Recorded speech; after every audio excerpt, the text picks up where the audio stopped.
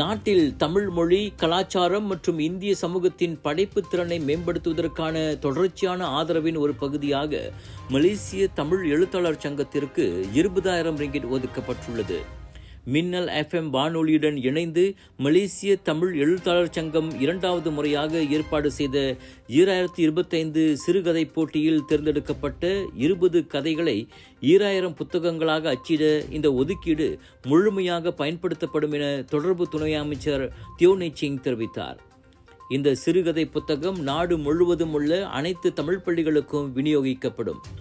தமிழ் மாணவர்களிடையே வாசிப்பு கலாச்சாரத்தை வலுப்படுத்துவதற்கான ஒரு பெரிய முயற்சியாகும் இது. அதோடு நாட்டில் தமிழ் எழுத்தாளர்களை ஆதரிப்பதற்கான ஒரு சிறந்த முயற்சி இது என்று தாம் நினைப்பதாக அங்காசபூரியில் நடைபெற்ற 2025 சிறுகதை போட்டியின் பரிசளிப்பு விழாவில் கலந்து கொண்ட போது தியோனி சிங் இத்தகவலை வெளியிட்டார்.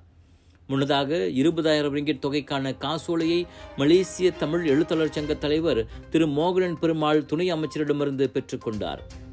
இளைய தலைமுறையினரின் ஊக்கமளிக்கும் பங்கேற்பில் பெருமிதம் தெரிவித்த கூலாய் நாடாளுமன்ற உறுப்பினருமான தியோனி சிங் தமிழ் மொழி தொடர்ந்து செழித்து வருவதையும் படைப்பாற்றல் அதிகரித்து வருவதையும் வரவேற்றார். இப்போட்டியில் பல்வேறு வயதினரிடமிருந்து பெறப்பட்ட 209 சிறுகதைகளில் ஏற்பாட்டு குழுவால் 20 சிறந்த சிறுகதைகள் தேர்ந்தெடுக்கப்பட்டன. முதலிடத்தை தரிஷன் வென்றார். அதைத் தொடர்ந்து கார்த்திகேசன் 2ஆம் இடத்தையும் ஆதிலட்சுமி 3வது இடத்தையும் பெற்றனர்.